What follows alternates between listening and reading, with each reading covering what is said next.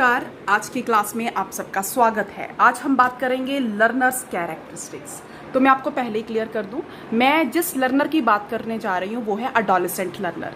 Adolescent learner कौन सा है? अडोलेसेंट स्टेज कौन सी है? जो एडल्टहुड से पहले की स्टेज है। ठीक है, तो हम एडोलेसेंट लर्नर की बात करेंगे। उसमें 3 तरह के कैरेक्टरिस्टिक्स के ऊपर आज मैं बात करूंगी। एक तो एकेडमिक डेवलपमेंट के ऊपर बात करी जाएगी, सोशल डेवलपमेंट के ऊपर बात करी जाएगी और इमोशनल डेवलपमेंट के ऊपर बात करूंगी। अच्छा, एक चीज क्लियर कर दूं, जो कॉग्निटिव, मैंने यहाँ पे ब्रैकेट में कॉग्निटिव लिखा है, एकेडमिक और कॉग्निटिव दोनों के ही फीचर्स को कंबाइन करके मैं आपके सामने लेके आई हूँ। The word cognitive is directly related to the intelligency. ये माइंड के साथ रिलेटेड है, ये आपकी इंटेलिजेंसी के साथ रिलेटेड है। तो कॉग्निटिव को याद रखिएगा, कॉग्निटिव लिखा हो, इंटेलिजेंसी लिखा हो, one of the same thing. तो एकेडमिक डेवलपमेंट कैसे होती है एडोलेसेंट स्टेज के ऊपर? उसकी जो थिंकिंग एबिलिटी है, उस लर्नर की थिंकिंग एबिलिटी कंक्रीट स्टेज से एब्स्ट्रैक्ट स्टेज की तरफ आती है। कंक्रीट होता है जिसकी फिजिकल फॉर्म है। जैसे अगर मैं बात करूं डॉग की फिजिकल एग्जिस्टेंस है, ठीक है। तो अगर मैं बात करूं फ्रीडम जो है उसकी कोई फिजिकल एग्जिस्टेंस नहीं है, उसको आप महसूस कर सकते हैं। तो पर्सन की जो थिंकिंग है वो नैरो से ब्रॉडनेस की तरफ जाती है, कंक्रीट से एब्स्ट्रैक्ट होती है।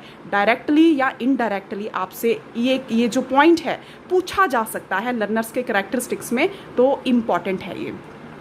दूसरा जो लर्नर है उसका सेल्फ रिफ्लेक्टिवनेस जो है उसका एनहांस होता है। बेसिकली सेल्फ रिफ्लेक्टिव क्या है? रिफ्लेक्शन डालता है, वो खुद पे रिफ्लेक्शन डालता है, खुद पे रोशनी डालता है, अपनी खामियों को खुद से ढूंढने की आदत उसकी डेवलप होती है। उसमें क्या राइट है, क्या रॉन्ग है, वो खुद को जान पाता है। इतनी डेवलपमेंट उसमें हो चुकी होती है।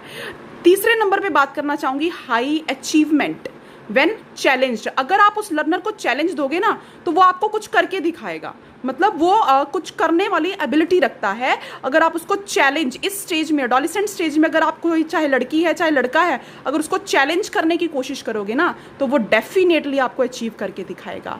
तो ये एक कैरेक्टरिस्टिक्स डेवलप होता है। देन इंटेंस क्यूरियोसिटी, हर चीज़ को जानने की जिज्ञासा होती है उस पर्सन में। मतलब इस एडोलेसेंट स्टेज के ऊपर जब हम नए एडल्टहुड की तरफ जाना शुरू करते हैं तो जो हमारी क्यूरियोसिटी है, जो जानने की इच्छा है, जो हमारी उत्सुकता है, जो हमारी जिज्ञासा है, वो बहुत बढ़ जाती है। हर चीज़ को लेके हम क्यूरियोसिटी क्रिएट करते हैं कि हमें जानना है इसके पीछे क्या है। जिस चीज़ के लिए आपको रोका जाएगा ना वो आप डेफिनेटली करोगे। ये स्टेज होती है। Then demand the relevance in learning. जो आप याद कर रहे हो ना, आप उसका कॉज एंड इफेक्ट रिलेशनशिप जानना चाहोगे। आप जानना चाहोगे कि अगर ये कह रहे हो कि ये हो रहा है तो ये क्यों हो रहा है। बहुत सारे क्वेश्चन मार्क्स आपके माइंड में आते हैं, तो आप रेलिवेंस जानना चाहते हो, हर चीज़ का रिलेशन जानना चाहते हो आप। तो लर्निंग, अगर जो आप लर्निंग भी कर रहे हो तो उस लर्निंग के पीछे आपका क्या फ़ायदा है, तो ये लर्निंग आपकी कहाँ कहाँ जो है वो ज़रूर आपको इसका इस्तेमाल आप इसका कर सकते हो। इस तरीके की आपकी सोच हो जाती है, तो आप बड़े प्रैक्टिकल हो जाते हो। Then develop the capacity to understand, चीज़ों को अंडरस्टैंड करने की कैपेबिलिटी जो है, कैपेसिटी जो है वो आपकी बढ़ जाती है। समझ शक्ति जिसको आप बोलते हो वो आपकी बढ़ जाती है इस केस में। देन हम बात करेंगे आपके जो सोशल फीचर्स हैं। सोशल फीचर्स में मैंने बात की है सबसे पहले ओवर रिएक्टिंग टू रिजेक्शन। अगर कोई आपको रिजेक्ट करता है ना तो आप ओवर रिएक्ट करते हो, या तो आप बहुत ज्यादा दिल पे ले लेते हो या बहुत ज्यादा आपको गुस्सा आ जाता है। दोनों ही केसेस बुरे हैं। कहते हैं ना, excess of everything is bad. सो आप ओवर रिएक्ट करते हो चीज़ों को, बहुत ज़्यादा ही सीरियस ले लेते हो आप चीज़ों को। सो ये कब होता है? ये एडोलेसेंट स्टेज में होता है, सोशल डेवलपमेंट जब आपकी होती है। ठीक है, ओवर रिएक्ट करते हो आप रिजेक्शन को, या कोई भी रिडिकुलस जो आपके सामने कोई सिचुएशन आ जाए तो उसको आप ओवरली रिएक्ट कर जाते हो। उसके बाद पछताते भी हो आप, लेकिन ऑन द स्पॉट जो है वो आप ओवर रिएक्ट कर जाते हो। Next is social relation with peers. जो आपके पीयर्स है, पीयर्स होते हैं बच्चा जो आपके हम उम्र होते हैं ना, जो आप ही के जैसे आप ही के कैरेक्टर जिनमें होते हैं और जो आप ही के एज के होते हैं उनको पीयर्स बोलते हो। तो जो आपके दोस्त हैं उनके साथ आपका रिलेशन बड़ा अच्छा होता है स्टेज पे। आप देखना, इस स्टेज में सबसे ज़्यादा फ्रेंड्स बनाते हो आप। ये एक ऐसी स्टेज है जिसमें सबसे ज़्यादा फ्रेंड्स पे आंखें बंद करके ट्रस्ट करते हो आप फ्रेंड्स के ऊपर, तो सोशल रिलेशनशिप जो है वो आपके बहुत अच्छे हो जाते हैं। किनके साथ? पीयर्स के साथ। Then explore knowledge of sexual identity. सो आप जेंडर आइडेंटिटी को भी जानना चाहते हैं, आपकी बॉडी में होने वाले चेंजेस जो है वो क्यों हो रहे हैं, इस चीज़ को लेकर आप टेंशन में होते हो। तो ये एक ऐसी स्टेज है जिसमें जेंडर आइडेंटिटी को भी आप जानना, जेंडर के बारे में जानने की जो है वो जिज्ञासा होती है आपको, और हर एक छोटी जो डेवलपमेंट या हर एक छोटा जो चेंज आता है आप उसको लेकर क्रियोस होते हो। देन अटेंशन गेटिंग बिहेवियर होता है, आपको होता है कि मैं अगर कोई कुछ अलग कर रहा हूँ सारे मेरी तरफ देखें। एक ऐसी आपकी नेचर होती है स्टेज में कि अटेंशन को सीख करना चाहते हैं आपको, आपका मन होता है कि मैं अलग दिखूं और मेरी तरफ सब देख रहे हैं। मतलब आप बातें भी ऐसी करोगे, ऐसे लूज टॉक्स करोगे कि आपको सब देखे, मतलब आपको ऐसा फील होता है कि मैं बहुत ज़्यादा स्मार्ट हूँ। सो ये चीज़ें होती है, ये अडोलेसेंट स्टेज पे होती है। देन इंटरपर्सनल स्किल्स आपकी जो है वो इस केस में डेवलप हो जाती है। इंटरपर्सनल मैंने आपको कल भी बताया था, 1 to 1 या 2 से ज़्यादा लोगों के बीच में आपका जो रिलेशनशिप है वो अच्छा हो जाता है। अब ज़्यादातर मैं फिर से बात करना चाहूँगी, आपके जो फ्रेंड्स हैं उनके साथ आपका जो रिलेशन है इस केस में बहुत ज़्यादा अच्छा होता है। देन आप अगर बात करें इमोशनल डेवलपमेंट की, तो आपके mood swings, oh my God, बहुत ज़्यादा होते हैं। एक पल में आपको कोई चीज़ चाहिए होती है, एक पल में आप मना कर देते हो। एक पल में किसी चीज़ को लेके आपकी थिंकिंग कुछ और होती है, जैसे उसके बारे में कुछ और सुनते हो आपकी थिंकिंग बदल जाती है। मतलब मैच्योरिटी जो है ना इस स्टेज पे, जो आपकी एडोलेसेंट स्टेज है, जो मैच्योरिटी है उसकी कमी है यहाँ पे, जिसकी वजह से क्या होते हैं? मूड स्विंग्स होते हैं। दूसरा, आपकी बॉडी में बहुत सारे फिजिकल चेंजेस आ रहे होते हैं स्टेज पे, जिसकी वजह से भी आपके जो मूड है वो क्या होते हैं? वो बार बार स्विंग होते हैं, बदलते हैं। Then a desire to become independent, आपको होता है कि मैं रातों रात अमीर हो जाऊं। आपकी सोच ऐसी होती है, बड़े बड़े सपने आप देखते हो, इंडिपेंडेंट होना चाहते हो, आपको मम्मा पापा के साथ बंदिश महसूस होती है, आपको दोस्तों के साथ अच्छा लगता है, ऐसी आपकी एक स्टेज है। Then needing to release energy, आप जो आपकी एनर्जी है ना, अच्छा इस स्टेज में एनर्जी बहुत ज़्यादा होती है, चाहे वो कोई लड़की है चाहे वो लड़का है, तो आप इस एनर्जी को किसी ट्रिप्स के ऊपर, आउटिंग कहीं पे, फ्रेंड सर्कल के साथ कहीं घूमने फिरने निकल गए, किसी ट्रिप पे निकल गए, ऐसी जगहों पे ऊपर आप अपनी एनर्जी को क्या है लगाते हो, या गॉसिप्स करना शुरू कर दिया, सोशल मीडिया के ऊपर टाइम वेस्ट करते हो आप। तो ये एक ऐसी स्टेज है। देन सेल्फ कॉन्शियस हो जाते हो, आप अपने आप को लेके बहुत कॉन्शियस होते हो, अपनी ड्रेस को लेके, अपने हेयर स्टाइल को लेके बहुत ज़्यादा कॉन्शियस होते हो, क्योंकि आपको मैंने पिछले जो आपके पॉइंट्स उसमें कराया कि आप अटेंशन सीकिंग बिहेवियर होता है ना आपका, इसलिए आप अपने सेल्फ को लेके बड़े कॉन्शियस होते हो स्टेज पे।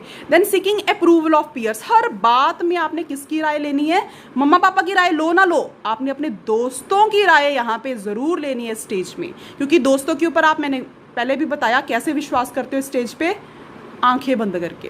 Then concern about physical growth, अपनी फिजिकल ग्रोथ, आपकी बॉडी में जो चेंजेस हो रहे हैं ना उसको लेके आप बड़े कंसर्न्ड होते हो, ये क्यों हो रहे हैं, ये सिर्फ मेरे साथ हो रहा है या बाकियों के साथ भी हो रहा है, तो इस चीज़ को लेके बहुत ज़्यादा टेंस होते हो आप। तो ये कुछ एक हमने कैरेक्टरिस्टिक्स करे हैं, एक ऐसा लर्नर जो एडोलेसेंट स्टेज के ऊपर है, तो किस तरीके से एकेडमिक और सोशल एंड इमोशनल डेवलपमेंट उसमें होती है, उन सब की हमने बात करी है। नेक्स्ट हम करते हैं फटाफट से जो टीचिंग के फैक्टर्स हैं, मतलब टीचिंग को कौन से फैक्टर्स अफेक्ट करते हैं हम वो करेंगे अभी। तो जी बात करते हैं फैक्टर्स अफेक्टिंग टीचिंग। सो कौन से ऐसे फैक्टर्स हैं जो टीचिंग को अफेक्ट करते हैं उसकी बात करेंगे। तो सबसे पहला हमारा जो फैक्टर है that is the skills of educator. अब एजुकेटर कौन है? जो टीचर है, टीचर की स्किल्स, टीचर की बहुत सारी स्किल्स, टीचर की जो कम्युनिकेशन स्किल्स है वो सबसे ज़्यादा मैटर करती हैं जब वो टीच कर रहा है। तो उसकी जो लैंग्वेज डेवलपमेंट स्किल्स हैं, जो उसकी बात करने का तरीका है और उसके एग्जाम्पल्स जो हैं वो जो एक बच्चे को दे रहा है, ये बहुत ज़रूरी है किसी कॉन्सेप्ट को समझने के लिए। तो इसीलिए मैंने सबसे पहला फैक्टर जो आपको बताया है, जो फैक्ट करता है टीचिंग को, वो टीचर की अपनी खुद की स्किल्स हैं जो फैक्ट करते हैं स्टूडेंट को। एक वही टीचर होता है जो कि डबल पोस्ट ग्रेजुएट होता है या बहुत ज़्यादा पढ़ा लिखा होता है, लेकिन उसके पढ़ाने का ढंग ऐसा होता है कि बच्चा समझ नहीं पाता या क्लास में बोरियत फील कर रहा होता है। एक वही टीचर होता है, वो उसी कंटेंट को अच्छे तरीके से एक इंटरेस्टिंग वे से समझा पाता है। तो ये टोटली डिपेंड करता है आपकी स्किल्स के ऊपर। देन हम बात करेंगे टीचर स्टूडेंट रिलेशन। तो टीचर और स्टूडेंट का आपस में रिलेशन कैसा है, टीचर जो है वो सिर्फ टीचर ना हो, वो सिर्फ अथॉरिटेरियन नेचर ना रखे, वो एक मेंटर हो, वो एक फैसिलिटेटर हो, वो एक गाइड हो अपने स्टूडेंट का। तभी जो बच्चा है वो एक अच्छा बॉन्ड क्रिएट कर पाएगा टीचर के साथ, और उसका जो एक शाई नेचर है, जो एक हिचकिचाहट है, वो दूर होगी। वो अपनी क्वेरीज को सॉल्व करेगा, जिससे उसकी जो लर्निंग है वो और भी ज़्यादा एनहांस होगी। देन हम बात करेंगे क्लासरूम एनवायरनमेंट की। सो क्लासरूम एनवायरनमेंट जो है वो बहुत ज़्यादा फैक्ट करता है टीचिंग के ऊपर। क्लासरूम में जिस तरीके के स्टूडेंट्स होंगे, टीचर का जिस तरीके का कंट्रोल होगा अपनी क्लास के ऊपर, वैसी ही टीचिंग जो है वो एक टीचर दे सकता है। तो एनवायरनमेंट जो है वो एक सबसे ज़्यादा इंपॉर्टेंट रोल अदा करता है किसी भी चीज़ को फैक्ट करने के लिए। आपकी सराउंडिंग्स कैसी हैं, है ना। आपके पास ऐसे बच्चे हैं जो बहुत ज़्यादा नॉटी हैं, आप कितना भी कंट्रोल करने की कोशिश करें वो कहीं ना कहीं गड़बड़ जो है वो कर ही देंगे। सो क्लासरूम एनवायरनमेंट कैसा है, वहाँ पे ब्लैक बोर्ड की फैसिलिटी है कि नहीं है, चॉक्स प्रॉपर है कि नहीं है, इंफ्रास्ट्रक्चर प्रॉपर है कि नहीं है, वो चीज़ बहुत ज़्यादा फैक्ट करेगी आपकी टीचिंग को, ठीक है। देन हम बात करेंगे इंस्टीट्यूशनल पॉलिसीज। सो इंस्टीट्यूशनल पॉलिसीज माने आपका जो मैनेजमेंट है, आपका जो इंस्टीट्यूशन है, आपका जो स्कूल है, आपका जो कॉलेज है, बेसिकली उसमें जो स्ट्रैटेजीज यूज़ हो रही हैं, जो पॉलिसीज यूज़ हो रही हैं, वो इतनी ज़्यादा रिजिड ना हो कि जो स्टूडेंट आपके पास लर्न कर रहा है, लर्न करने के लिए आया हुआ है, वो खुद को बंदिश महसूस करे। तो इंस्टीट्यूशनल जो पॉलिसीज़ हैं वो इतनी लिबरल ज़रूर हों कि जो स्टूडेंट है वो अपने आप को बंदिश महसूस ना करे। जैसे कि सपोज़ करो कई जगह क्या होता है कि एक्सपीरियंशियल मेथड से पढ़ाना है। एक्सपीरियंशियल मेथड से पढ़ाना है माने जैसे जो भी हम टॉपिक करवा रहे हैं बच्चे को उसको एक्सपीरियंस करवाना है, ठीक है। अगर हम कंपनी से रिलेटेड कुछ पॉलिसी समझा रहे हैं तो क्यों ना कंपनी विजिट करवा दी जाए। अगर इस तरीके का आपका एटीट्यूड रहेगा, अगर इस तरीके से आप लिबर्टी, एक लिबरल एनवायरनमेंट का इस्तेमाल करेंगे, तो वाकई वहाँ पर जो बच्चा है जो पढ़ने आएगा उसकी लर्निंग ज़्यादा एनहांस हो पाएगी। देन हम बात करेंगे इंफ्रास्ट्रक्चर। ये सबसे ज़रूरी है इंफ्रास्ट्रक्चर, ठीक है। टीचर जितना मर्जी एजुकेटिव हो, लेकिन अगर इंफ्रास्ट्रक्चर जहाँ पर वो बच्चों को पढ़ा रहा है, जहाँ बिठा रहा है स्टूडेंट्स को, अगर वही एनवायरनमेंट, अगर वही इंफ्रास्ट्रक्चर जो है वो उस पर क्वेश्चन मार्क है, तो वहाँ पे टीचिंग अच्छी हो ही नहीं सकती। अगर बार बार लाइट जा रही है, अगर डेस्क प्रॉपर नहीं है, अगर ब्लैक बोर्ड प्रॉपर नहीं है, अगर वहाँ पे फैसिलिटीज़ प्रॉपर नहीं है, तो वहाँ पे स्टूडेंट जो है वो वहाँ पे स्टूडेंट रेशियो एक बहुत ही इंपॉर्टेंट रोल अदा करती है। नेक्स्ट पॉइंट है हमारा टीचर स्टूडेंट रेशियो। तो अगर टीचर और स्टूडेंट के बीच का रेशियो इम्प्रॉपर होएगा, सपोज करो एक टीचर है और एक टीचर के पीछे आपने 70 स्टूडेंट्स बिठा रखे हैं, मतलब एक ही टीचर है और 70 स्टूडेंट्स को पढ़ा रहा है, तो वो इंडिविजुअल अटेंशन नहीं दे सकता। वहीं अगर एक टीचर है, ठीक है, अगर एक टीचर है वहाँ पे 20 की रेशियो है स्टूडेंट्स की, 20 रेशियोज के साथ स्टूडेंट्स हैं, या 30 के साथ भी है, चलो तो फिर भी चलेगा, तो टीचर कम से कम स्टूडेंट्स को प्रॉपर एक कॉन्शियसनेस दे सकता है, एक प्रॉपर अटेंशन जो है वो टीचर स्टूडेंट को दे सकता है। वो तभी होगा अगर रेशियो प्रॉपर होएगी। अगर रेशियो इम्प्रॉपर होएगी तो टीचर कितनी भी कोशिश कर रहे इंडिविजुअल अटेंशन नहीं दे सकता है।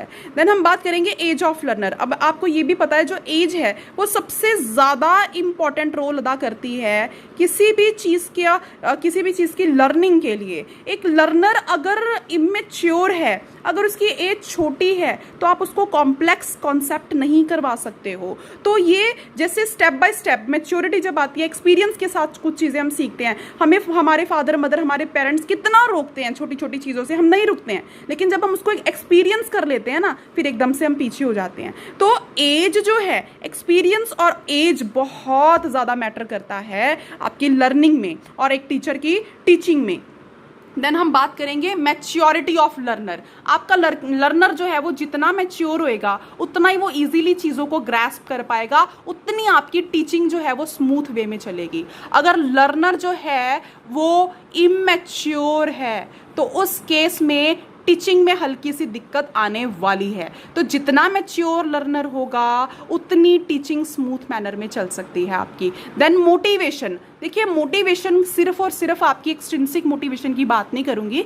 एक दो तरह की मोटिवेशन होती है, एक होती है एक्सट्रिंसिक जो आपको बाहर से मिलती है, आपका टीचर आपको मोटिवेट कर रहा है, आपके पेरेंट्स आपको मोटिवेट कर रहे हैं। एक होता है इंट्रिंसिक जो खुद से अंदर से आपको आप मोटिवेशन आप फील करते हो, अंदर से आपको फील होता है कि यस मैंने यूजीसी नेट इस बार क्रैक करना ही करना है जीआरएफ के साथ। तो अगर अंदर से आपको मोटिवेट फील हो रहा है, प्राउड फील हो रहा है, तो आप इंट्रिंसिक मोटिवेशन के साथ हो। अगर आपका टीचर, आपके पेरेंट्स या आपके एल्डर्स आपको मोटिवेट करें तो वो एक्सट्रिंसिक मोटिवेशन है। तो जो मोटिवेशन है वो दोनों ही तरफ से अहम रोल अदा करती है, टीचिंग में भी और लर्निंग में भी।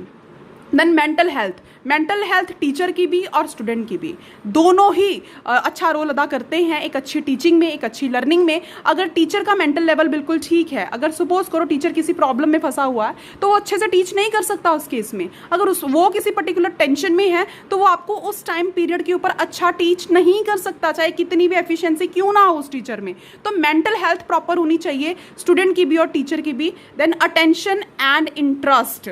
सो टीचर जो है वो अपने स्टूडेंट को अटेंशन दे, वो इंडिविजुअल अटेंशन दे, हर एक स्टूडेंट को एक जैसा समझे, किसी तरीके की कोई भी बायसनेस जो है वो टीचर ना करे, भेदभाव ना करे। अटेंशन जो है वो एक इक्वल अटेंशन जो है, इंडिविजुअल अटेंशन जो है वो अपने स्टूडेंट्स को प्रोवाइड करे। उसके साथ साथ इंटरेस्ट क्रिएट करे, वो इस तरीके के टॉपिक्स करवाए, वो इस तरीके की स्ट्रेटजीज का इस्तेमाल करे कि जो स्टूडेंट्स हैं उनका एजुकेशन में, उनका लर्निंग में इंटरेस्ट क्रिएट हो। देन हम बात करेंगे ऑर्गेनाइज्ड मटेरियल। जो एक टीचर है उसको सीक्वेंस में स्टेप बाय स्टेप जो है वो अपना लर्निंग मटेरियल है स्टूडेंट्स को इम्पार्ट करना चाहिए, क्योंकि आपको भी पता है सीढ़ी दर सीढ़ी चढ़ के ही हम अपनी मंजिल पर पहुंचते हैं। तो एकदम से आप ओवरलोडेड ना कर दे अपने स्टूडेंट्स को एक अनऑर्गेनाइज्ड मटेरियल के साथ, ऑर्गेनाइज करें अपने मटेरियल को। अगर पहले मीनिंग करवाना है तो मीनिंग ही करवाना है आपने, उसके बाद आप एग्जाम्पल्स देंगे, डायरेक्ट एग्जाम्पल्स नहीं दे सकते हैं आप।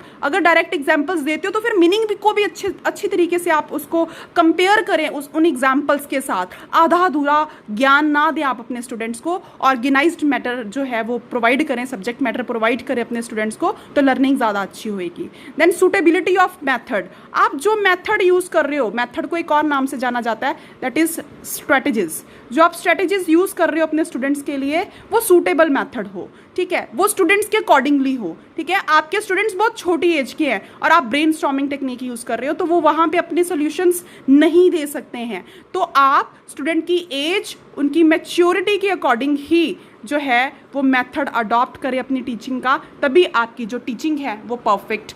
ये सारे फैक्टर्स थे जो अफेक्ट करते हैं हमारी टीचिंग को। बड़ी जल्दी मिलेंगे अब एक नई वीडियो के साथ, फटाफट से इनको लर्न करते जाएं। ये जो मैंने आपको पॉइंट्स लिखवाए हैं ये अपने आप में इम्पॉर्टेंट पॉइंट्स हैं, डायरेक्टली इनडायरेक्टली क्वेश्चन पूछा जा सकता है, तो प्लीज़ इसको अच्छे से समझे और देखें। थैंक यू जी। Think, believe and win. सोचिए, अपने आप पर विश्वास रखिए और जीत हासिल कीजिए।